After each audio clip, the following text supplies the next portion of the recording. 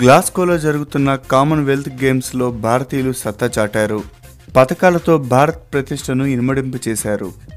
భారత్కు ఇప్పటివరకు మొత్తం 64 పతకాలు లభించాయి. అందులో 15 స్వర్ణ పతకాలు, 30 రజతం కాగా 19 కాంస్య పతకాలు దక్కాయి.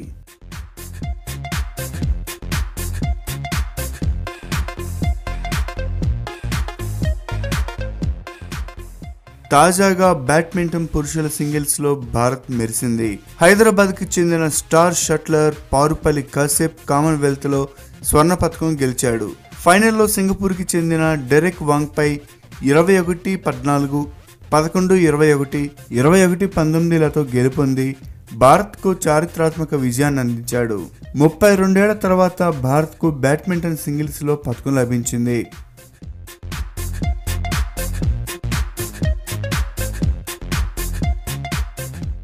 మరోవైపు మహిళల బ్యాడ్మింటన్ డబుల్స్ జోడీ గుత్తా జ్వాల, అశ్విని పొన్నప్పులు రజిత పతకం సాధించారు. పసిడి కోసం మలేషియన్ జోడీతో పోరాడి ఓడిపోవడంతో సిల్వర్ దక్కింది. ఫైనల్లో మలేషియన్లపై 17-21, 21-13 తేడాతో జ్వాల, అశ్విని ఓటమి పాలయ్యారు.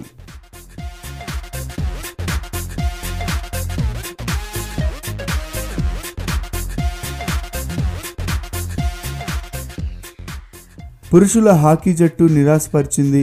ఫైనల్ దాకా శ్రమించి చివరి మ్యాచ్ ను చేజార్చుకుంది. ఆస్ట్రేలియా చేతిలో 0-4 తేడాతో ఘోర ఓటమిని చవిచూసింది. సెమీఫైనల్లో న్యూజిలాండ్ పై చెలరేగిన ఇండియన్లు డిపెండెంట్ ఛాంప్ ఆస్ట్రేలియాపై పోరాటం కనబరచలేకపోయారు. రెండో స్థానంతో రజతంను సొంతం చేసుకుని అభిమానుల్లో ఆశలు నింపారు.